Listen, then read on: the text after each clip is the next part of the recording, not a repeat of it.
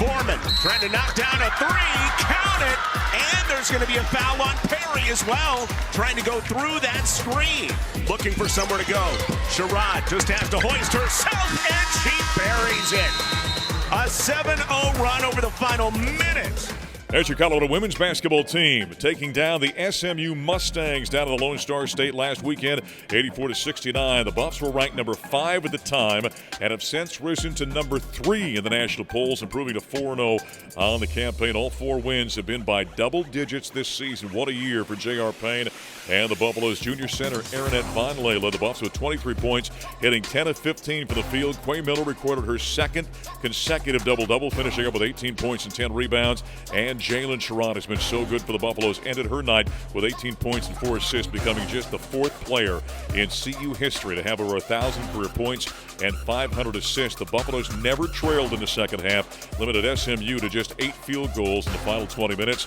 Colorado kept its streak of 20 or more assists alive on Saturday, handing out 21 on 31 field goals. Team jetting off now to the Paradise Jam to play Cincinnati, Kentucky, and number 14 NC State in back-to-back contests, starting with the Bearcats on Thursday. Hi, everybody. Voice of the Buffs, Mark Johnson, back here in the Buffalo Stampede in Daytona, Florida, where the men were taking part in the Sunshine Slam. In the semifinals, they open up against the Spiders of Richmond, and it was a competitive basketball game. Buffaloes eventually winning by 5, making some big plays down the stretch. The guard, K.J. Simpson, had 23 points. He's been over 20 points now 3 of the 4 games to start the season, and he led the Buffaloes to the victory over the Spiders. And afterward, we heard from head coach Tad Boyle. We needed that, told our guys that, we needed to face a little bit of adversity, and I told them before the game that there's good players in college basketball. There's good teams that you never heard of. There's good coaches. I mean, Chris Mooney's, there's a reason he's been there 18 years. He's a hell of a basketball coach. They had a good game plan, and so we had to fight through some things. But I thought our guys showed a lot of grit, a lot of toughness on a night where, again, we weren't as good offensively as we've been. Now, I think Richmond had a lot to do with that, but our guys kept grinding, and I'm really proud of them. We got, the free throw line was the key for us. I mean, getting to the free throw line and getting the bonus early in that second half. They were very physical with us, cutting away from the ball. In the first half, we weren't cutting very much. In the second half, we started cutting, and they started kind of chucking us and holding us, and the whistles came, and that was the difference. A little bit better feeling here than we had last year down in Myrtle Beach. Yeah, no doubt, Mark. And this team's got grit, and this team's got toughness. Eddie Lampkin, the job he did on the Quinn kid, who's a really good player, averaging I think he had 20 the last time out. Yep. Eddie held him to single digits, and we challenged him before the game, and he took on that challenge. So really proud of him too. That's the head coach after the Buffalo's 64-59 win in the semifinals, the Sunshine Slam over the Spiders of Richmond.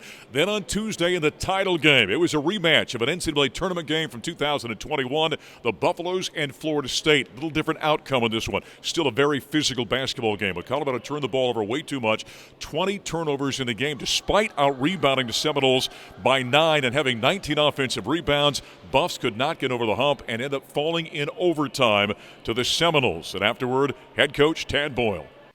Oh, boy, Mark, did we give one away?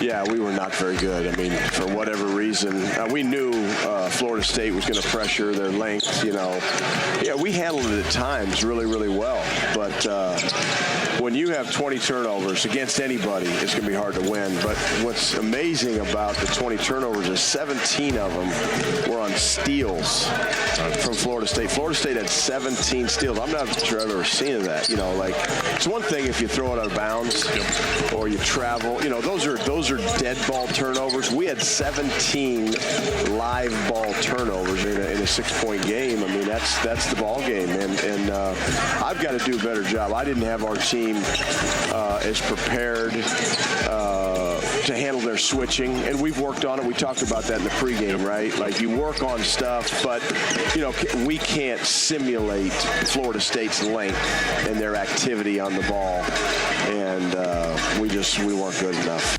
There's head coach Tad Boyles after the Buffaloes fall for the first time in the college basketball season. They lose in overtime, 77-71 to Florida State in the title game of the Sunshine Slam. Cody Williams, a freshman for the Buffaloes, led the way with 17 points. KJ Simpson had 15 in the loss. Now the Buffs come back home to the Event Center on Sunday, taking on the Gales of Iona. That's a noon ball game against Iona, again on Sunday afternoon at the Event Center. Coming up next here in the Buffalo Stampede as we wrap it up here in Daytona, we're going to talk soccer with head coach Danny Sanchez, coming off a great season for the soccer team.